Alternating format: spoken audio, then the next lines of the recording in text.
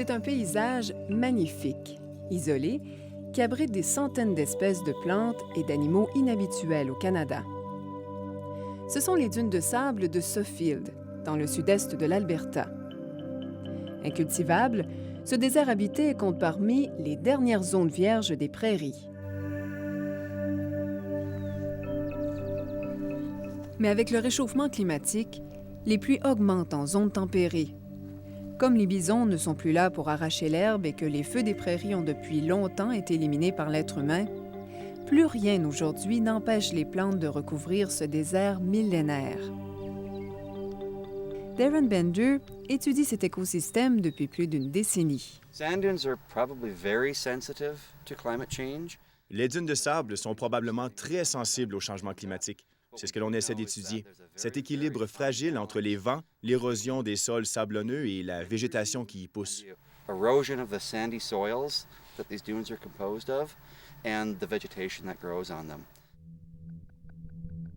Dans ce trou se cache une espèce animale qui vit dans les dunes de l'Alberta et de la Saskatchewan et nulle part ailleurs.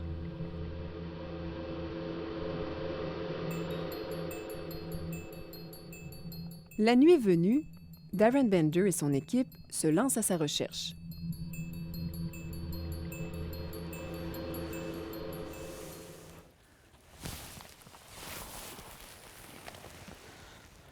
C'est une première prise. Il s'agit d'un rat kangourou d'or. Son apparence n'a rien à voir avec les rats habituels. Sa queue est presque aussi longue que son corps et ses pattes de derrière ressemblent à celles d'un kangourou. Nous voulons vraiment nous impliquer pour sauver cette espèce parce qu'elle représente une population unique de rats kangourous d'or. La survie de cet animal est un baromètre de l'état de santé de l'écologie du désert de Suffield. Le rat kangourou d'or est un animal sur lequel on peut vraiment concentrer nos efforts pour mieux comprendre les dunes de sable et les préserver. Si nous réussissons, il est très possible que nos efforts aient un effet bénéfique sur les autres espèces de plantes et d'animaux qui dépendent aussi de cet habitat. Chaque animal capturé est pesé, mesuré et examiné. À l'aide d'une seringue, on installe sous sa peau une micropuce qui permettra de suivre ses déplacements. Mais il est peu probable qu'il soit capturé de nouveau. 95% des rats kangourous d'or ne survivent pas au froid d'hiver canadien. Au printemps, on en dénombre moins d'1 millier. Parce que sa survie est très fragile, l'animal figure depuis 2006 sur la liste des animaux en danger d'extinction. 1h du matin, l'équipe de Darren Bender reprend la route à la recherche d'autres rats kangourous d'or. Un travail de plus en plus difficile à cause de la végétation envahissante. Dans les prairies canadiennes, on dénombre aujourd'hui 120 champs de dunes de sable, mais ils sont tous en recul. Ils rétrécissent de 40% à tous les 10 ans.